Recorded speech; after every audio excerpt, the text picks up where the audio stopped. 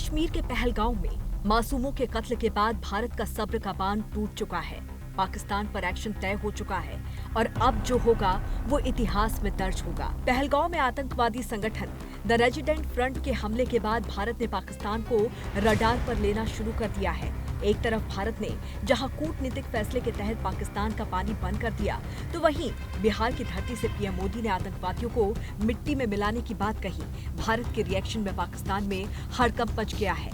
पाकिस्तान खौफ में है। प्रधानमंत्री नरेंद्र मोदी ने यह तय कर लिया है कि पहलगांव में बेगुनाहों के कत्ल की सजा दहशतगर्दों और आतंकवाद को पालने पोसने वाले पाकिस्तान को कैसे दी जाएगी और कब दी जाएगी। पहलगाम हमले के 24 घंटे के बाद ही भारत सरकार ने पाकिस्तान के साथ सिंधु जल संधि रोक दी। अटारी बॉर्डर पर चेक पोस्ट बंद कर दिया। जो लोग पाकिस्तान गए हैं या वहां से भारत आए हैं, वो 1 मई तक वापस आ जा सकते हैं। ये तय हुआ है कि भारत अब किसी भी पाकिस्तानी नागरिक को वीजा नहीं देगा। जो पाकिस्तानी भारत में हैं, उन्हें 48 घंटे में भारत छोड़ने के लिए कह दिया गया था। तो वहीं भारत के सिंधु जल संधि रद्द करने को पाकिस्तान ने युद्ध की वजह बताया। पाकिस्तान का कहना है कि अगर इसे वापस नहीं लिया गया तो भारत के खिलाफ अंतर्राष्ट्रीय स्तर पर मोर्चा खोलेंगे। इतना ही नहीं, पाकिस्तान ने हिंदुस्तानियों को 48 घंटे में देश छोड़ने को कहा है, तो वहीं शिमला समझौते को खत्म करने की धमकी दे रहा है। ऐसे में आइए जानते हैं क्या है शिमला समझौता। ये समझौता 1971 के भारत पाक युद्ध के बाद हुआ था, जिसमें पाकिस्तान को करारी शिकस्त मिली थी और पूर्वी पाकिस्तान, जो अब बांग्लादेश में है, एक स्वतंत्र राष्ट्र के रूप में अस्तित्व में आया था। इस युद्ध के दौरान भारत ने लगभग 93,000 पाकिस्तानी सैनिकों को युद्ध बंदी बना लिया था।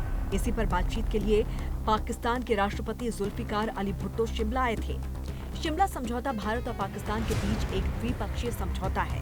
2 जुलाई 1972 को भारत के हिमाचल प्रदेश के शिमला शहर में भारत के तत्कालीन प्रधानमंत्री इंदिरा गांधी और पाकिस्तान के राष्ट्रपति जुल्फिकार अली भुट्टो ने इस समझौते से जुड़े दस्तावेजों पर हस्ताक्षर किए थे। इसीलिए इसे शिमला समझौता कहा जाता है। शिमला एग्रीमेंट में क्या क्या है वो भी आपको बताते हैं। मतभेदों को शांतिपूर्ण तरीके से हल करने की बात। भारत और पाकिस्तान अपने मतभेदों को शांतिपूर्ण तरीके से हल करेंगे। दोनों देश किसी भी विवाद को द्विपक्षीय वार्ता के जरिए सुलझाएंगे, न कि बल प्रयोग या युद्ध के जरिए। लाइनों को यथास्थिति बनाए रखने की बात की गई है। युद्ध के बाद जो नियंत्रण रेखा यानी कि LOC बनी है, उसे दोनों पक्षों ने मान्यता दी और किसी भी प्रकार की एक तरफा कार्रवाई नहीं करने पर समझौता हुआ। युद्ध बंदियों की रिहाई। भारत ने पकड़े गए पाकिस्तानी सैनिकों को मानवता के आधार पर रिहा करने की बात मानी है। कश्मीर मुद्दा द्विपक्षीय रहेगा। इस समझौते के तहत ये तय हुआ है कि भारत और पाकिस्तान के बीच कश्मीर सहित सभी मुद्दे सिर्फ आपसी बातचीत से सुलझाए जाएंगे, न कि अंतर्राष्ट्रीय मध्यस्थता से। तो जानते हैं कश्मीर समझौता और इसके खत्म होने से दोनों देशों पर क्या असर होगा। सबसे पहले जानते हैं कि भारत पर इसका क्या प्रभाव पड़ेगा। यदि समझौता रद्द हुआ तो भारतीय सेना को इसका लाभ मिलेगा। 1984 में पाक ने कराची समझौते के तहत सीमांकित भारतीय क्षेत्र सियाचिन ग्लेशियर पर कब्जे की कोशिश की थी। जवाब में भारत ने ऑपरेशन मेघदूत शुरू किया और ग्लेशियर पर नियंत्रण हासिल कर लिया। यदि समझौता रद्द होता है तो भारत के पास आतंकी घुसपैठ से प्रभावित क्षेत्रों की सुरक्षा बढ़ाने का विकल्प रहेगा।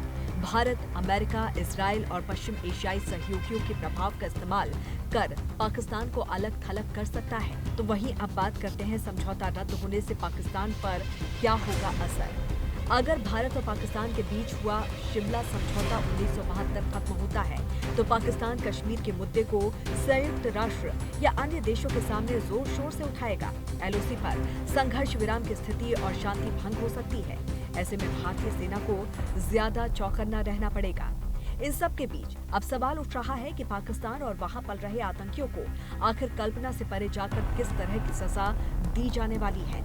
भारत का रुख साफ है कि पाकिस्तान के खिलाफ राजनयिक रिश्ते खत्म होंगे। पाकिस्तान के आर्थिक मोर्चे पर घेराबंदी होगी और पाकिस्तान के खिलाफ ग्राउंड पर एक्शन होगा। लेकिन इतना तो तय है कि पाकिस्तान को अपनी नापाक हरकत की भारी कीमत चुकानी होगी।